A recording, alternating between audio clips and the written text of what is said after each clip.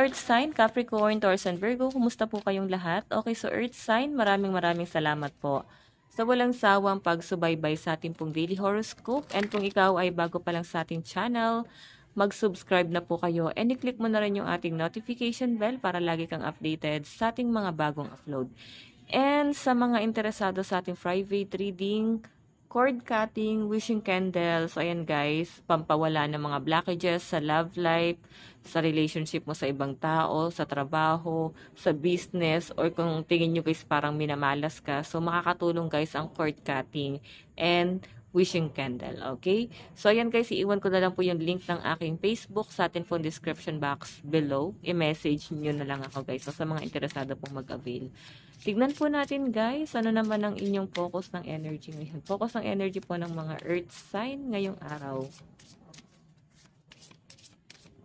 Okay, so guys, meron tayong take the weight of the world off your shoulder. So, piling mo, pasan mo yung problema eh.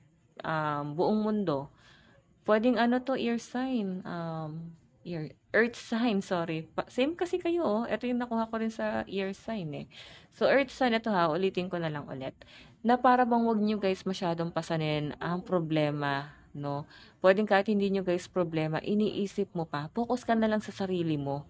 Yun na lang yung maging concern mo guys. Kasi kung iisipin mo pa yung problema ng ibang tao, mahihirapan ka na guys mag-move forward. Kasi ikaw mismo nilalagay mo sa komplikado yung sarili mo kasi hindi ka makausad. Kasi bit-bit mo pa yung problema ng ibang tao. So, nakakita ko sa inyo guys, may hirapan kang makaalis. Kung patuloy mong i-stuck yung sarili mo doon. So, guys, tulungan mo yung sarili mo na makaalis dyan. Okay? Yung bottom of the deck mo nga dito, I trust the wisdom within. So, I think parang makukuha mo rin guys yung kapayapaan eh. Or makukuha mo rin guys na maging malaya kung kung ikaw mismo tutulungan mo yung sarili mo na maging malaya. Huwag mo masyadong stuck yung sarili mo sa ganyang sitwasyon or wag niyo na kayo isipin pa yung problema ng ibang tao. Focus ka na lang sa sarili mo. Okay, angel number 22232. Ayan, baka merong mensahe sa inyong spirit gabay. Ayan, tignan nyo na lang guys sa Google, angel number 222. Okay? Tignan natin guys, overall energy. Overall energy.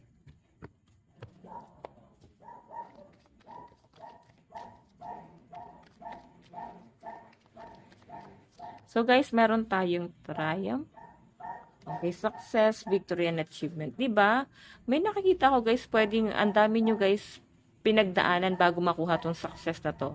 So parang you are almost there. So wag kang hihinto guys. Halos malapit ka na sa goal mo guys. So, iba sa inyo guys, pwede nawawalan kayo ng gana ngayon.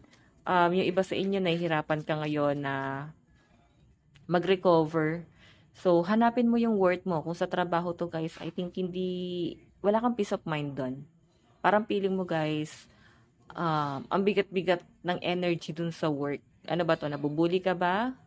Kasi pinapasan mo yung mga problema, oh. So, kung hindi nyo sila guys papansinin, or pipiliin mo guys na maghanap na lang na mas magandang trabaho, yung hindi toxic, makukuha mo guys eh. Ayan o. Tignan pa natin. Meron tayong daydream. Okay, daydream. Parang meron kang pinapangarap dito. Meron kang tinitignan sa malayo. May plano ka ba guys na mag-travel? Or siguro kahit nagpapahinga ang mga earth sign, iniisip mo pa rin yung iniisip mo pa rin yung naging problema mo sa malayo. Okay. Meron tayong third wheel. So, parang ang toxic guys ng environment mo. Hindi ko siya guys nasasagap sa loob ng tahanan. Mas nasasagap ko pa to sa work. Sa work, no? Tingnan pa natin. Meron tayong evidence.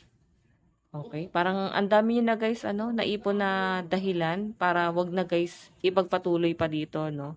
So, may nakakita ko guys, collaboration. Pwedeng may tumulong sa inyo.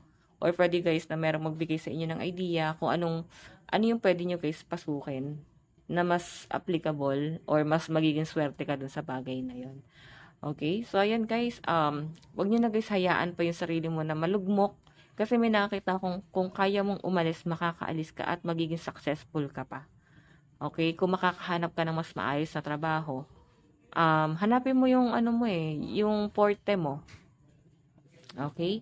Tignan pa natin, guys.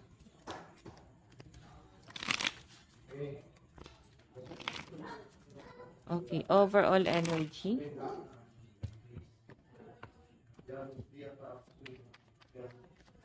So guys, meron tayong the Hierophant. Okay. Meron tayong Ace of Wands.